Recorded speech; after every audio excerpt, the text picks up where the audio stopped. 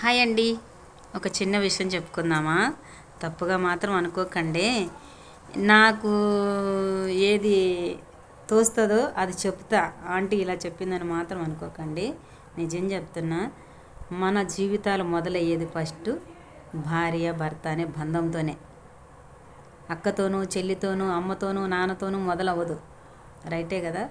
First మన జీవితానికి ఒక చిగురింపు అంటే భార్యాభర్తల కలయికతోనే ఒక బిడ్డ, ఆ బిడ్డకు ఇంకొక బిడ్డ, ఆ బిడ్డకు ఇంకొక బిడ్డ, అలానే కదా మొదలవుద్ది.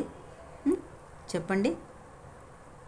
అలాగా ఒక చెట్టు అయినా ఏరు చెట్టు రెండు కలిస్తేనే ఒక పిందె అవుద్ది. ఏరు లేకుండా చెట్టుకు పిందె కాదు కదండి. అలాగనే ఫస్ట్ భార్యాభర్తలు అనే బాండింగ్ పెద్దల సమస్యంతో, తల్లిదండ్రి సమస్యంలో, దేవుని సమస్యంలో, ప్రజలందరి సమస్యంలో వాళ్ళు ఏక చేయబడతారు పెళ్ళి అనే ఒక బంధంతో. ఆ బంధం బాండింగ్ అనేది గట్టిగా ఉన్నప్పుడే పిల్లలనే పిందెలని కాయలని పుడతాయి. అప్పుడు కుటుంబం పెద్దదవుతుంది. పెద్దదైన తర్వాత ఆ పిల్లలు ఏం చేస్తారు? నాన్న నువ్వు తీసుకోరా, అమ్మను నువ్వు తీసుకోరా అంటారు.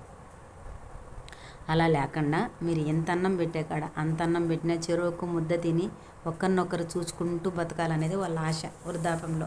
వృద్ధాపంలో అంటే ముసలోళ్ళు అయిన తర్వాత. నిజమే కదా ఫ్రెండ్స్? అలానే నేను అనుకుంటున్నా. మీరేమనుకుంటున్నారో. నేను ఇక్కడ కింద కూర్చొని మంచం మీద ఫోన్ పెట్టి మాట్లాడుతున్నా. అందుకే నేను పూర్తి కనపడలే, కొంచెమే కనపడుతున్నా. ఏమనుకోకండి. అది ఫ్రెండ్స్, మన భార్యాభర్తలు అనే బంధాన్ని పసి వయసులోనైనా వాళ్ళు ఏదన్నా అర్థం చేసుకోలేక, వాళ్ళ ఇబ్బందుల్లో ఒకరినొకరిని అర్థం చేసుకోలేక ఒకరి మీద ఒకరు కోపాలు తాపాలు తల్లిదండ్రులతోనే వస్తాయండి.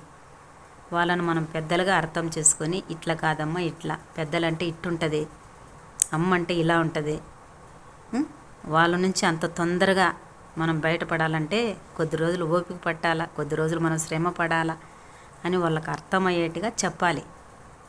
అది చెప్పకపోగా వాళ్ళకి ఇంకొంచెం రచ్చరచ్చ చేసినామనుకో వాళ్ళ జీవితాలు అంతమైపోతాయి. అలా లేకుండా వాళ్ళని కూర్చొని పెట్టుకొని ఓపిగ్గా, పెద్దలంటే ఇలా ఉంటారు, మరుదులంటే ఇలా ఉంటారు, అత్త అంటే ఇలా ఉంటుంది, అమ్మ అంటే ఇలా ఉంటుంది, భర్త అంటే ఇలా ఉంటుంది అని వాళ్ళకి అర్థమయ్యేట్టుగా చెప్పాలి. అలా చెప్పకపోగా వాళ్ళకి కోపతాపాలు వచ్చేట్టుగా మనం మాట్లాడకూడదు.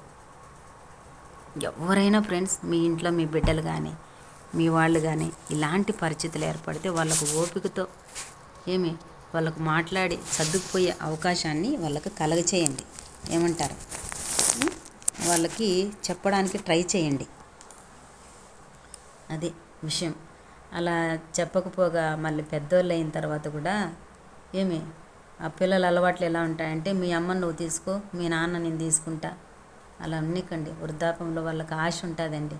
ఈ స్వేచ్ఛా జీవితాన్ని నా భర్తతో గడపాలనుకుంటున్నా, ఈ స్వేచ్ఛా జీవితం 4 రోజులు మా ఆవిడతో కలిసి బతకాలనుకుంటున్నా అని ముసలి వాళ్ళైనా కానీ వాళ్ళకు ఒక కోరిక ఉంటుంది. పిల్లలు మీరు కూడా తల్లిదండ్రుని భాగాలు పంచుకోకండి. మీరు నలుగురు ఉండారు, నలుగురికి హక్కు ఉంది, నలుగురము సాకాల అనకండి. మిమ్మల్ని నలుగురిని ఒక్కరే కదా సాకారు ఫ్రెండ్స్. ఈ పొద్దు మీరు నలుగురు ఒక్కరిని ఎందుకు పంచుకుంటున్నారు? అమ్మనొకరు, నాన్ననొకరు, ఎవరో ఒకరు ఓపికతో. ఇన్నేళ్ళు మిమ్మల్ని సాకి పెద్దోళ్ళని చేసిన వాళ్ళు కొన్నేళ్ళు వాళ్ళని సాకలేరా మీరు? చాలా బాధగా ఉంటుంది ఫ్రెండ్స్ చిన్నప్పుడు. అట్లా ఇన్నేళ్ళు మిమ్మల్ని గుండెల్లో పెట్టుకొని మీ భారం ఆరం, మీ దప్పికి మీ ఆకలి తీర్చిన తల్లిదండ్రి మీకు బరువు కాకూడదు. మీరు దగ్గర పెట్టుకొని పంచ పరిమాణాలు పెట్టకపోయినా పచ్చడి మెతుకులైనా పెట్టి దప్పికేనప్పుడు అని నీళ్ళు ఇస్తే వాళ్ళు తృప్తిగా మిమ్మల్ని చూసుకుంటూ వాళ్ళ స్వేచ్ఛా జీవితాన్ని గడిపేస్తారు. తమ్ముడు నువ్వు అమ్మని తీసుకో, అన్న నువ్వు ఆ నాయన్న తీసుకో అని మాత్రం అనకండి. దయచేసి దండం పెట్టి చెప్తున్నా. మధ్య వయసులో ఉన్నప్పుడు ఎన్నో అగసాట్లు పడి ఉంటారు. మీ ఆకలికి దప్పికి మిమ్మల్ని వదిలేసి దూరంగా బతికింటారు. అనేకులు ఇప్పుడు భర్తలు వదిలేసి పెళ్ళాలు కోయట్లో ఉంటున్నారు, పెళ్ళాలను వదిలేసి భర్తలు కోయట్లో ఉంటున్నారు. సంపాదన కోసమే కదండి, బిడ్డలను సాకుకోవడం కోసమే కదండి. వృద్ధాప్యంలోనన్నా వాళ్ళని ఒకటిగా బతకనివ్వండి. రైట్ అంటారా? నేను చెప్పేది కాదంటారా?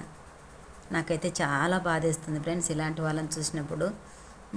వయసులో ఉన్నప్పుడంతా వాళ్ళ సుఖాన్ని వాళ్ళ సంతోషాన్ని వదిలేసుకొని వాళ్ళ బిడ్డల కోసం, వాళ్ళ బిడ్డల ఆకలి దప్పికి, వాళ్ళ వస్త్రాలు వాళ్ళు కోరింది వాళ్ళకు పెట్టాలని ఇద్దరు ఏరే ఏరే ఊర్లలో సంసారం చేస్తారు. వాళ్ళ సంతోషాలు పోగొట్టుకుండేస్తారు. మీ సంతోషం కోసమే బతుకుతారు. తర్వాత వృద్ధాప్యంలో వాళ్ళని ఎందుకండి, వృద్ధాప్యంలో మా బిడ్డలు సంపాదించి మాకు ఒక ముద్ద పెట్టేటప్పుడు ఒక్కరినొకరు చూసుకుంటాన్నా బతుకుదామనే ఆశ. ఇంకా వాళ్ళు చేసేది ఏమి లే, చూచుకుంటూ బతకడమే కంటి చూపులతో. దయచేసి వాళ్ళను దూరంగా పెట్టకండి ఫ్రెండ్స్. అన్నో తమ్ముడో ఎవరో ఒకరు చదువుకొని ఒక ఇంట్లోనే పెట్టుకోండి. నిజం చెప్తున్నా.